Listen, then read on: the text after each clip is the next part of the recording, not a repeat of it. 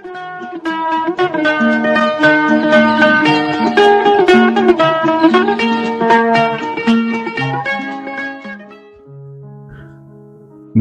आदाब, hello friends. आपके साथ मैं हूं फराज। आज के इस कार्यक्रम में हम जो बातचीत आपसे करने जा रहे हैं, आप भी हमें कमेंट्स करके बताइएगा। अक्सर ये होता है कि कोई किसी को पसंद करता है, कोई किसी को पसंद नहीं करता, लेकिन मैं ये मानता हूं कोई ना कोई वजह होती है। जैसे कि आज के इस कार्यक्रम में हम जिक्र करेंगे अनिल बिस्वास जी का और रफी साहब का। ने मांगा प्यार तूने दर्द पैदा कर दिया है।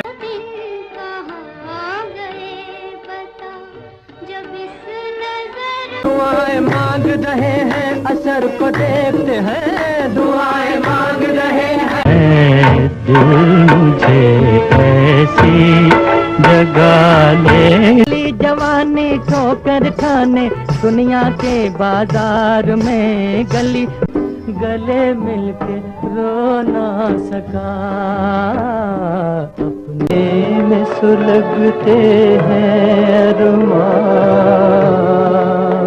जरा सी तीरंदाजी बाहर तिरंदाजी, भाई जरा चमक मिले नैनू हुए बाबरे, चल कहाँ मोहित दिल का। अल्लाह तेरी खैर करे, मौला तेरी खैर। जलता है तो जलने दे, दिल को कितना खूबसूरत गम दिया। ये बात अक्सर आती है कि अनिल बिस्वास जी रफ़ी साहब को पसंद नहीं करते थे, तो इसलिए उन्होंने रफ़ी साहब की आवाज़ का इस्तेमाल नहीं किया ज़्यादा। यहाँ तक कि 1972 में उन्होंने इंटरव्यू में ये कह दिया कि रफ़ी साहब की आवाज़ अच्छी नहीं है। इस पर अलग अलग बातें आती हैं। किसी ने ये भी कहा कि उन्होंने ये कहा था कि मेरे संगीत के हिसाब से रफ़ी साहब की आवाज़ सूट नहीं करती, तो बात को बदल दिया गया और ये हो गया कि रफ़ी साहब की आवाज़ अच्छी नहीं है। अनिल बिस्वास जी ने बाद में ये कहा भी था। किशोर दा की तारीफ कर दी, ये भी आया था। फिर किशोर दा ने ये कहा कि मैं ये नहीं मानता कि रफ़ी साहब की आवाज़ मुझसे कम है, मैं तो खुद रफ़ी साहब का बहुत बड़ा शेदाई हूं। बहुत सी बातें आती रही। दरअसल अनिल बिस्वास जी जब फिल्मी दुनिया में आए 1935 से और 1965 तक उन्होंने काम किया, तो शुरुआती दौर में मुकेश जी और तलत जी की आवाज़ का उन्होंने इस्तेमाल किया। रफ़ी साहब भी 44 में आ गए थे, लेकिन शुरू में तलत साहब गाते थे, दिलीप कुमार के भी लिए अगर आपने देखा हो। फिर बाद में नौशाद साहब रफ़ी साहब को लाया, दूसरे लोग हुस्नलाल भगत राम जी और कई संगीतकार एस जी बर्मन। फिर रफ़ी साहब चले। तलत साहब की आवाज़ सूट करती थी अनिल दा के संगीत के लिए मुकेश जी की, लता जी की। एक बात यह भी आती है कि संगीतकार नौशाद का बड़ा दबदबा हुआ उस जमाने में, छा गए वो। अनिल बिस्वास जी को गुरु मानते रहे नौशाद साहब, लेकिन बाद में फिर नौशाद साहब थोड़ा आगे निकल गए। अनिल बिस्वास जी कम फिल्मों में संगीत देते थे, चूजी थे, संगीत बदल भी रहा था। नौशाद साहब ने रफ़ी साहब को लेना शुरू कर दिया। बहुत से लोग ये भी मानते हैं कि ये भी एक वजह रही कि अनिल बिस्वास जी ने फिर रफ़ी साहब को उनको ज़्यादा इस्तेमाल नहीं किया उनकी आवाज़ का। लेकिन जब हीर फिल्म आई और कुछ फिल्में आई, बेकसूर हो, पैसा ही पैसा, संस्कार, कुछ ऐसी फिल्में रहीं, अभिमान, जिनमें रफ़ी साहब ने उनके लिए गाया। और जैसा कि मैंने आपको बताया कि अनिल जी ने बहुत ज़्यादा फिल्मों में, खास करके अगर आप देखें 50s के बाद फिर 60s में, तो बहुत कम फिल्मों में संगीत दिया। अगर छोटी छोटी बातें आखिरी फिल्म रही मोतीलाल जी की, और बीच में 50s में वो म्यूजिक दे रहे थे। किस्मत फिल्म को कौन भूल सकता है, मालिक और वारिस गीत आते रहे उनके। लेकिन ये भी सच है कि दूसरे संगीतकार भी आ गए थे। लेकिन मैं यहां ये कहूंगा कि ऐसा नहीं था कि अनिल बिस्वास जी की कोई लड़ाई थी रफ़ी साहब से। हर इंसान, हर संगीतकार का यह हक है, वो जिससे चाहे गाना ले सकता है। वो तलत साहब, मुकेश जी की आवाज़ का ज़्यादा इस्तेमाल करते थे। बातें फिर बाद में यहाँ आई कि रफ़ी साहब सेट बने, लेकिन इसमें बहुत ज़्यादा दम नहीं है। जिसकी जो मर्जी होती, क्योंकि रफ़ी साहब को इतने सारे संगीतकारों ने इस्तेमाल किया उनकी आवाज़ का। हालांकि अनिल जी ने भी किया, सलील चौधरी साहब ने भी किया, और भी आर डी बर्मन ने भी किया। जो ये आता है कि इन लोगों ने कम इस्तेमाल किया, ऐसा नहीं है, लेकिन कुछ लोगों ने बहुत किया, जैसे शंकर जयकिशन, नौशाद, रवि, ओपी नैयर, मदन मोहन, एस डी बर्मन साहब ने भी, लक्ष्मीकांत प्यारेलाल।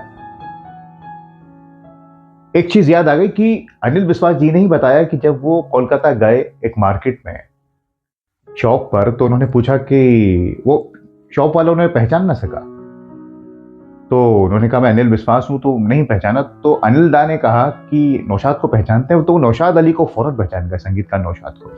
ये अनिल जी ने खुद बताया।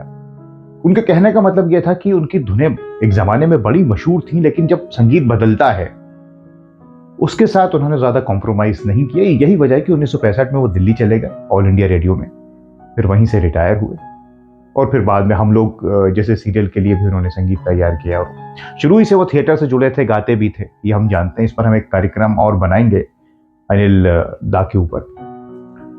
लेकिन आज के इस कार्यक्रम में जो खास मैं आपको बता रहा हूं कि अनिल बिस्वास जी और रफ़ी साहब, कोई लड़ाई नहीं थी, ऐसा कुछ भी नहीं था दोस्तों, अपनी अपनी पसंद होती है। और रफ़ी साहब तो जब अनिल दा ने बुलाया तो आ गए हीर के लिए, पंजाबी बैकग्राउंड का था, तो अनिल जी को मालूम था कि रफ़ी साहब से बेहतर कौन गा सकता है, तो गाया रफ़ी साहब ने। और भी फिल्मों में उन्होंने गाया, मैंने आपको बताया, बेकसूर, संस्कार, अभिमान, पैसा ही पैसा। लेकिन इस प्रोग्राम में जो खास बात है वो मैं आपको बता रहा हूं। एक रेडियो प्रोग्राम में अनिल बिस्वास जी ने रफ़ी साहब की तारीफ की और उनके 4 गीतों को अपना पसंदीदा बताया, सुनवाया भी। अलग अलग 4 संगीतकारों के गीत, 4 संगीतकारों की तारीफ भी की, औरों की भी की, लेकिन रफ़ी साहब के जो गीत हैं, लाजमी सी बात है, जब संगीतकारों का जिक्र करेंगे अनिल दा, तो रफ़ी साहब का जिक्र भी आया। तो ये बात तो तय हो गई कि जो सारा ये बात आती है कि रफ़ी साहब सिंगर नहीं है, अच्छे सिंगर नहीं है, कि वो उनके गीतों की तारीफ क्यों करते, गीत क्यों सुनवाते। अगर अनिल बिस्वास जी को रफ़ी साहब से कोई बैर होता। एक नहीं 4 गीत उन्होंने सुनवाए अलग अलग संगीतकारों के।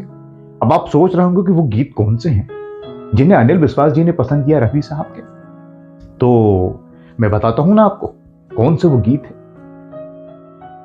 पहला जिक्र अनिल बिस्वास जी ने किया एस जी बर्मन साहब का। अब एस जी बर्मन साहब के बहुत गीत हैं जो रफ़ी साहब ने गाए, लेकिन जो गीत अनिल बिस्वास जी ने सुनवाया और उन्हें पसंद रहा, बेहतरीन कंपोजिशन, वो है 3 देवियां फिल्म का ऐसे तो न देखो कि हमको नशा, देवानंद साहब के ऊपर जो पिक्चराइज है। और दोस्तों यकीनन ये अद्भुत गीत है जो अनिल दा को भी बहुत पसंद रहा। तो नशा हो जाए ऐसे तो न हो काफिर, फिर भी ऐसे झुके से कोई हमसे खता हो जाए। दूसरा गीत संगीतकार रोशन का, रोशन साहब के भी बहुत गीत रफ़ी साहब ने गाए, लेकिन ये गीत है फिल्म चित्रलेखा का, जो रफ़ी साहब का भी फेवरेट रहा, मन रे तू काहे न धीर धरे।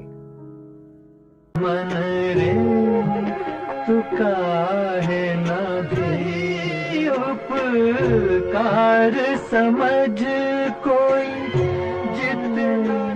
जिनका मोह करे। तीसरा गीत संगीतकार मदन मोहन का। मदन मोहन जी ने भी रफ़ी साहब से एक से बढ़कर एक गीत गवाए, तलत साहब से भी, लेकिन ये फिल्म चिराग का गीत है, तेरी आंखों के सिवा दुनिया में रखा क्या है, जो अनिल दा को बहुत पसंद रहा और उन्होंने सुनवाया भी। तेरी आंखों के सिवा दुनिया के क्या क्या नगर इनमें बसते हुए, मरना इन्हीं पलकों के तले। वो चौथा गीत आप हैरत करेंगे, अनिल दा ने तारीफ की संगीतकार आर डी बर्मन की, क्योंकि वो ये मानते थे कि आर डी बर्मन में बड़ी क्वालिटीज थी, चाहे वो ट्रेजेडी के गीत हों, सैड हों, या धूम धड़ाके वाले रॉक एंड रोल के। तीसरी मंजिल का गीत उन्होंने पसंद किया, आजा आजा मैं हूं प्यार तेरा, रफ़ी साहब की आवाज शम्मी कपूर साहब के लिए। आजा आजा मैं हूँ प्यार तेरा, आजा आजा आजा आजा आजा, इनकार तेरा। ये 4 संगीतकारों का और 4 गीतों का रफ़ी साहब की आवाज में जिक्र किया अनिल बिस्वास जी ने, इन्हें सुनवाया। लाजमी सी बात है, ये बात यहाँ खत्म हो गई कि ये तो सवाल ही नहीं उठता कि वो रफ़ी साहब को सिंगर नहीं मानते थे, ऐसी कोई बात हो। हाँ, ये जरूर है कि उनके संगीत में, मैंने आपको वजह बताई, क्योंकि वो उनका संगीत को सूट नहीं करता होगा रफ़ी साहब की आवाज, या नौशाद साहब लेते थे तो फिर एक बहुत सी बातें हो सकती हैं। लेकिन कोई अनबन हो, कोई लड़ाई हो, या सिंगर ना मानते हो रफ़ी साहब को, ऐसा नहीं है। जो बातें आती हैं इन महान कलाकारों के बीच में, और रफ़ी साहब तो खुद बहुत इज्जत करते थे, सभी की करते थे, अनिल दा की भी करते थे। तो मैं ये कहूँगा आज के इस कार्यक्रम में कि ये जो बातें आती रहती हैं कि ये इनके खिलाफ थे, वो इनके खिलाफ थे, होता है, एक वक्त कभी होता है, जब लोग यंग होते हैं तो बहुत सी बातें हो जाती हैं। लेकिन किसी की किसी से कोई दुश्मनी हो, ऐसा नहीं होता दोस्तों। ये सब महान हैं, महान संगीतकार, महान गायक। अनिल दा ग्रेट संगीतकार, और रफ़ी साहब की क्या तारीफ करूं, जिसने बुलाया उसके लिए गाने चले गए। गुरूर तो उन्हें छू कर भी नहीं गुजरा था।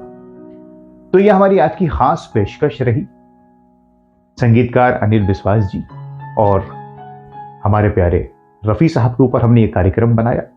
आप हमें कमेंट्स करके बताइए, अगर आपके पास कोई इन्फॉर्मेशन हो अनिल दा से जुड़ी, रफ़ी साहब की तो बातें होती ही रहती हैं, कोई और किस्सा क्या आपको लगता है जो रियलिटी हो, जो सच्चाई हो इन दोनों के बारे में, हम उस पर भी कार्यक्रम बनाने की बिल्कुल कोशिश करेंगे। अब अपने दोस्त फराज को इजाजत दीजिए इस वादे के साथ कि फिर मुलाकात होगी अगले कार्यक्रम में। तब तक के लिए अपना बहुत ख्याल रखें। नमस्कार, खुदा हाफिज।